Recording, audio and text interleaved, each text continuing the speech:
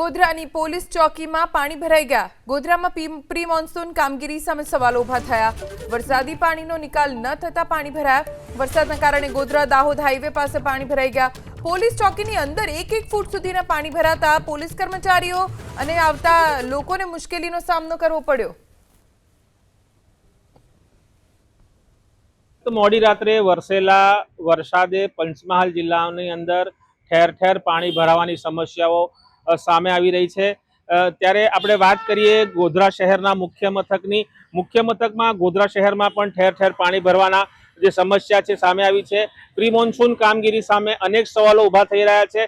પાલિકા કે લાગતા વળગતા તંત્ર દ્વારા કોઈ પણ પ્રકારની પ્રી મોન્સૂન કામગીરી કરી હોય એવું લાગતું નથી। હું તમને દ્રશ્યોમાં બતાવવા માંગીશ કે આ ગોધરા શહેરના ગોધરા દાહોદ રોડ પર આવેલી પોલીસ ચોકી નંબર 8 છે, જે એ ડિવિઝન પોલીસ વિસ્તારમાં આવે છે। જે તેને આખી ચોકીની અંદર પાણી ભરાઈ ગયું હતું। આપ દ્રશ્યોમાં જોઈ શકો છો કે આ ઓફિસ જે છે પોલીસ ચોકીની અંદર પણ પાણી ભરાઈ ગયું હતું, પણ હાલ થોડો સમય થઈ ગયો છે ત્યારે પાણી ઓસરી ગયું છે અને જે જરૂરી દસ્તાવેજો હતા એ પણ સલામત દેખાઈ રહ્યા છે। પણ જે પાલિકાની જે કામગીરી છે એના સામે અનેક પ્રકારના સવાલો ઉઠી રહ્યા છે।